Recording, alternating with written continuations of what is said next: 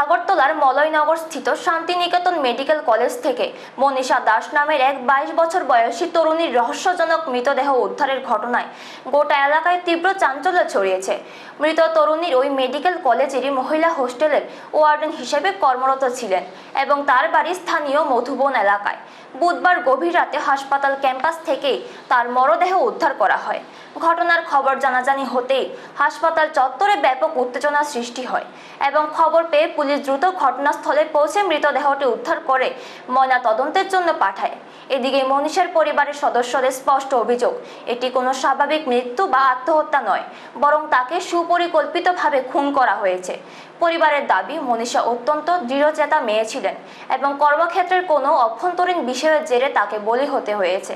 তারা এই ঘটনার পেছনে এক গভীর রহস্যের আশঙ্কা করে প্রশাসনের কাছে একটি সুষ্ঠু ও নিরপেক্ষ তদন্তের দাবি জানিয়েছেন।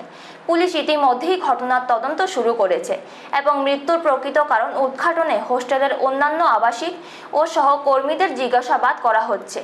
পুলিশ প্রশাসনের পক্ষ থেকে জানানো হয়েছে যে ময়না তদন্তের রিপোর্ট আসার পরে মৃত্যুর আসল কারণ কি তা পরিষ্কার হবে।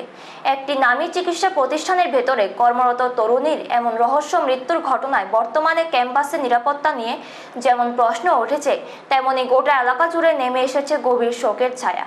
ব্যুরো রিপোর্ট, নিউজ তৎকাল 24। একটা মায়া উস্তুলে থামানোর লেগে রাখছে, তো ওই মায়া উস্তুলে আমার মায়া শিশু জমা দিয়ে বেঁধে গেছে গা। তাহলে ওই মায়া বলে বাহার আরে মা বাবারে দেখতে গেছে বেঁধে গেছে। তাহলে মায়া যদি বেঁধে গেছে তাহলে আমার মায়া এনে থামানোর কথা না। এর মাইটা আর পাঁচটা ডিউটি তুলে হে কেড়ে রইছে, এটার ভিতরে হেরা কেড়ে রেখে দিছে, হেরা বাধ্য করে এনে থামানোর লেগে। কারা বাইক করতে সেরকম কোনো ধরনের অভিযোগ আছে না আপনার? বা নাম কিছু পাইছেন না কোনো অভিযোগ? মানে কি তারা মনে করে তারা বলে কি এর বলে ইয়ে আছে ক্যাম্পের মধ্যে বলে এনে বলে অফিসের মধ্যে বলে তারা যে অফিসে তো ওষুধ রাখে তাই বলে তৈলে বই 6টার সময় এসে বলে অফিস খুলন লাগে। ক্যাম্প বই কয়টার থেকে তারা যে এই যে অফিস খুলে দম লাগবো আমার মায়ের ছেড়া কেন আরেকজন ম্যাম আছে, হে ম্যামের কাছে তো চাবি আছে, তাহলে হে ম্যাম চাবি খুলনের কথা তো তাই নি কই আমার মায়ের কি এটার দায়িত্ব নেই। সব দেখছে, ম্যাজিস্ট্রেট এসছে, তো ওরা সব ইনভেস্টিগেশন করে পোস্টমর্টম করে তারপর পোস্টমর্টম রিপোর্ট আছে, ওদের ইনভেস্টিগেশন দেখে তারপর বলা যাবে কী হয়েছে। মেয়েটাকে এখানে কী কারণে রাখা হয়েছে? না, ও তো আগে কেয়ারটেকার হিসেবে ছিল এখানে, এখন ও আসে হসপিটালে আসে, একদম ছেলে আছে, রেজিস্ট্রেন্ট হিসেবে থাকে, দিদি থাকে।